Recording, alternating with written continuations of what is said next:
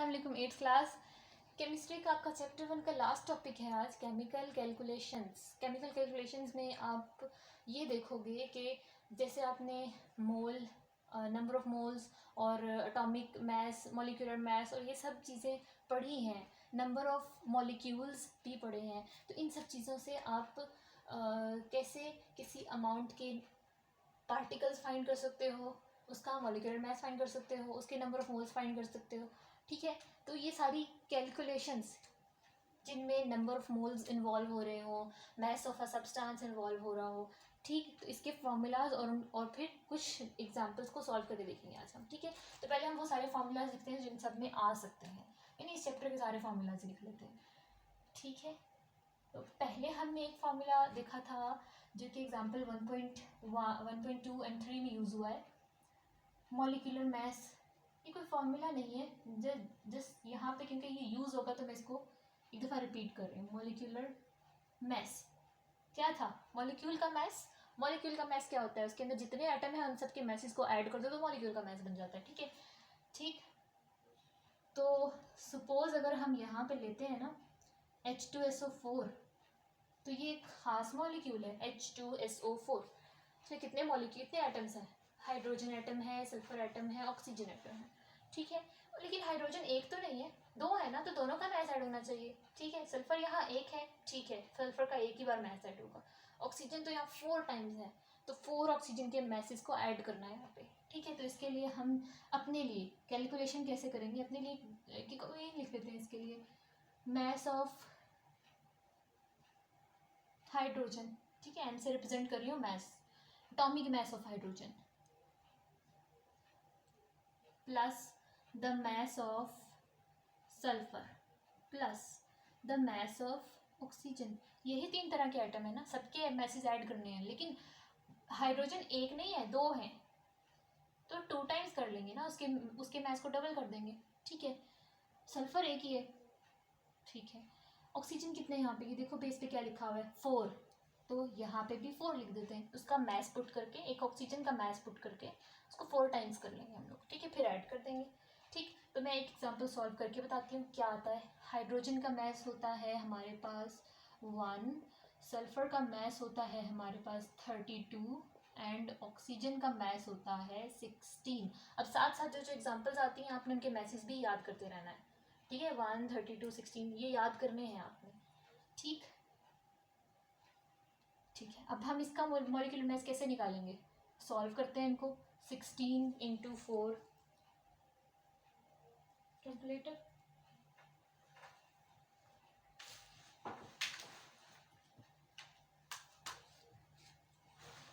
Sixteen multiply 4 हो गया 64, यहाँ आ गया 64 प्लस 32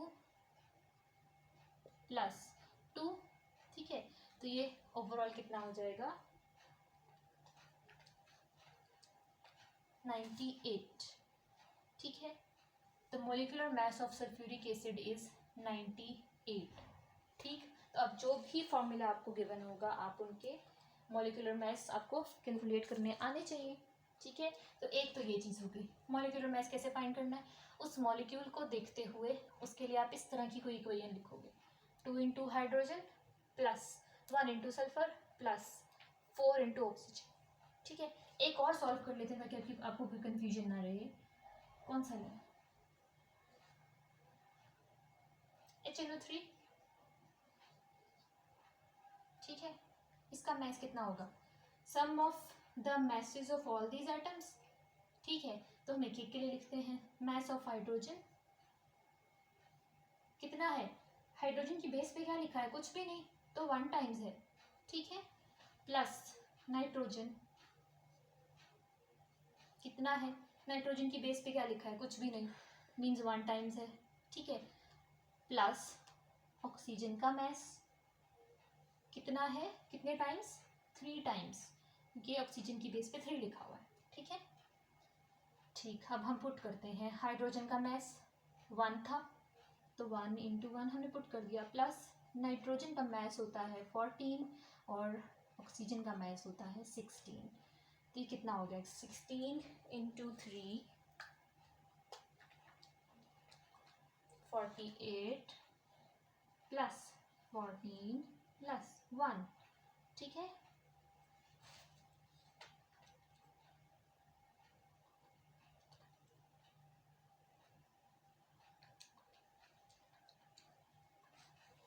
सिक्सटी थ्री।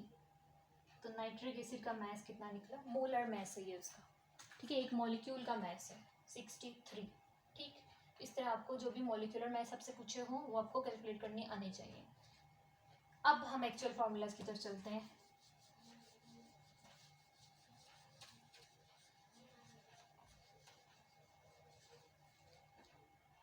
ये टॉपिक असल में आपके इस चैप्टर की समरी है, जो आपने इस चैप्टर में डिफरेंट डेफिनेशंस पढ़ी है ना, उन सब का कलेक्शन है ये, ठीक है। मोल पढ़ा था आपने और एवोगैड्रोस नंबर पढ़ा था, तो उन सब का यूज़ कहाँ हो रहा है, ठीक। तो सबसे पहले हम देखते हैं how we find the number of moles.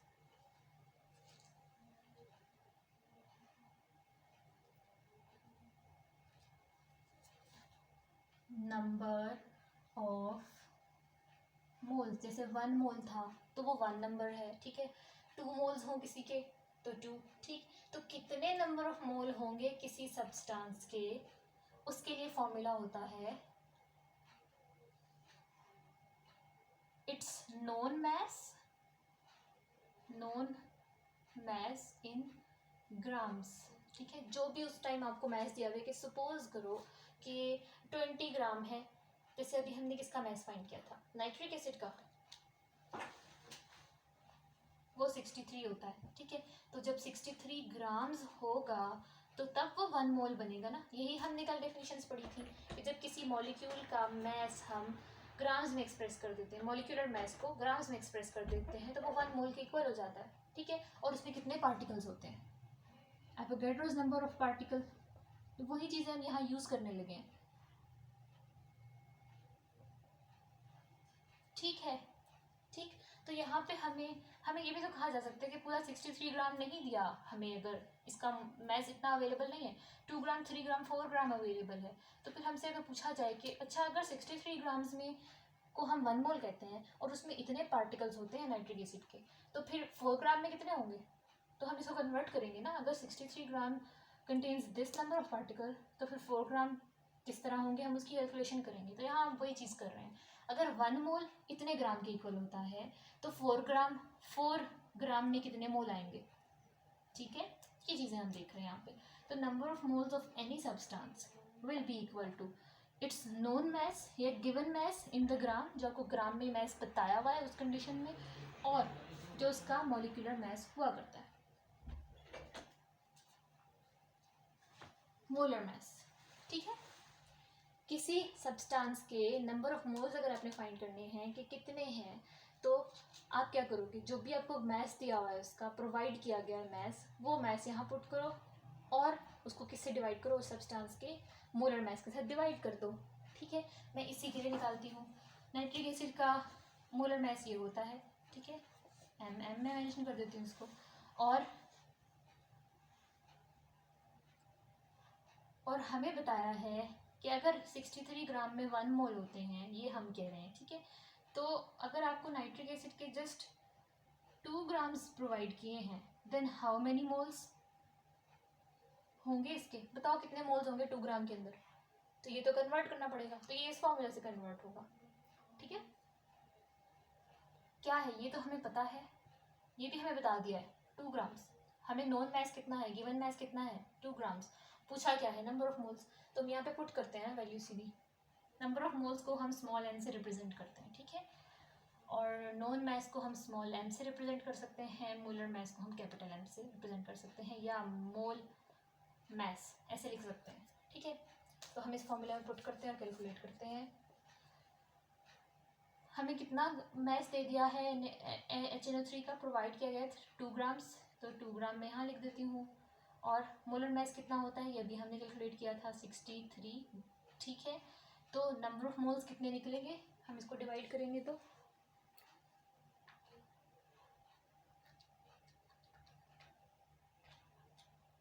0.032, तो नंबर ऑफ मोल्स कितने हो गए 0.032 मोल्स, ठीक है। इतने मोल्स हैं इतने ग्राम में। ठीक, ये तो था मोल फाइंड करने का, मैथ से मोल फाइंड करने का तरीका। अगर नंबर ऑफ मोल्स बता दें और हमसे मैथ पूछा हुआ हो तो क्या करेंगे, रीअरेंज कर सकते हैं ना इसी फॉर्मूला को, मॉलिक्यूलर मैथ इधर भेज दिया तो इसके साथ नंबर ऑफ मोल्स और मोलर मैथ को मल्टीप्लाई कर दिया तो नॉन मैथ पता चल जाएगा। ठीक है, तो इन दोनों चीज़ों के लिए ये चीज़ यूज़ होती है। या तो नंबर ऑफ मोल्स पूछे जाएंगे तब आप ये फार्मूला यूज़ करोगे, या फिर math of the gram, math of that substance पूछा जाएगा कि इतने मोल्स हैं, बताओ कितने ग्राम में आएंगे। ठीक है, तो एक और फार्मूला देखते हैं।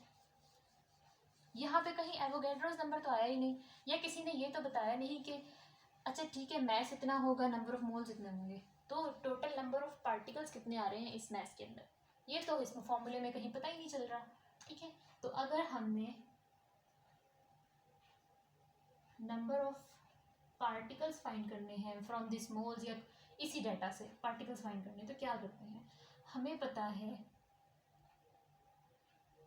कि 1 मोल, यहाँ हमने क्या किया था, 1 mole is equal to the molar mass of that substance, वहाँ से हमने ये वाला फॉर्मूला डिराइव किया था। तो हमने ये भी तो कहा था कि 1 मोल जो होता है उसमें 6.02 इंटू 10⁻23 पार्टिकल्स होते हैं, ये भी तो पढ़ा था हमने। ठीक है, तो पार्टिकल्स इस मोल के रेशो में निकाल सकते हैं ना हम, अगर मोल बता दो तो पार्टिकल भी हम फाइंड कर लेंगे। ठीक है, तो पार्टिकल फाइंड करने का क्या क्या फॉर्मूला होता है,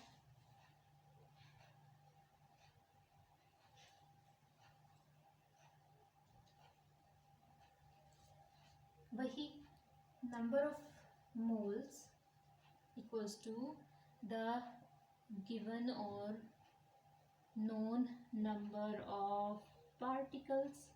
कोई ये भी तो कह सकता है कि अगर इतने पार्टिकल्स 1 मोल में आते हैं तो कितने पार्टिकल आएंगे 2 मोल में, तो हम क्या करेंगे, हम इसको डबल कर दें।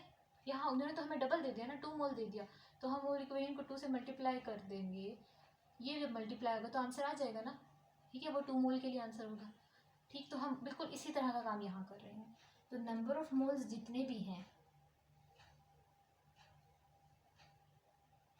हमें अगर कोई बता दे कि सपोज करो कि इतने पार्टिकल्स नहीं, हमने कह दिया कि नाइट्रिक एसिड की अगर 1 मोल में इतने पार्टिकल होते हैं, तो हम कर लेते हैं, तो फिर बताओ कि 3.01 इंटू 10⁻23 पार्टिकल्स कितने मोल के इक्वल होगा।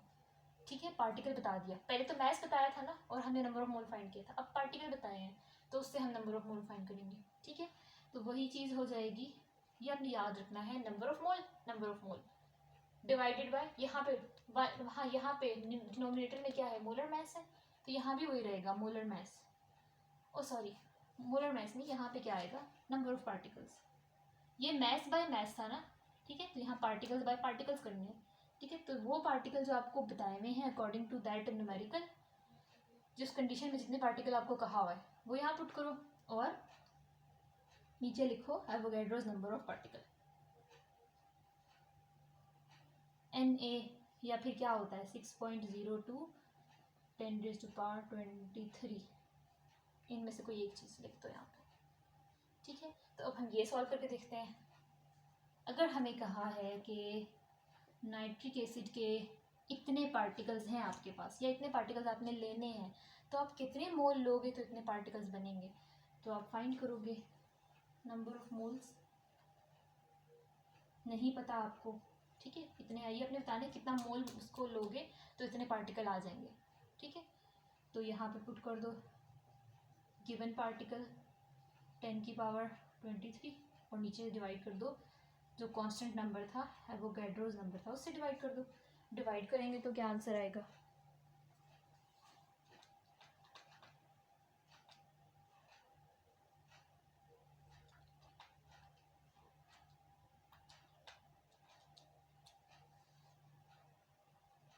तो आएगा 0.5।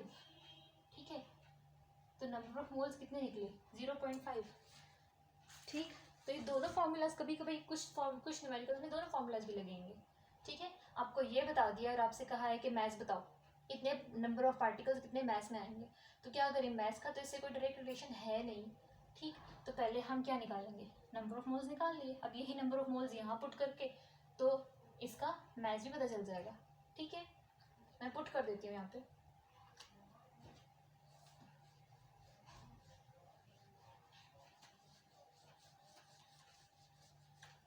हम वही नाइट्रिक एसिड की ही एग्जांपल ले रहे हैं। अगर हमें इतने पार्टिकल बताए हुए थे, पार्टिकल से हमने नंबर ऑफ मोल्स पहले फाइंड किया, उसके बाद नंबर ऑफ मोल्स यहाँ पुट करके ये भी फाइंड हो सकता है। ठीक है, तो नंबर ऑफ मोल्स हैं 0.5। ठीक है, मोलर मास हमें पता है नाइट्रिक एसिड का 63 होता है। ठीक, और नॉन मैस हमें नहीं पता कितना मैस लें तो इतने पार्टिकल्स और इतने मोल्स आएंगे उसके अंदर, कितना मैस मेजर करें उसका। ठीक है, कितना मैस वेट करें। 63 यहाँ आ जाएगा, 63 into 0.5 equals to its mass. इसको कैलकुलेट करते हैं।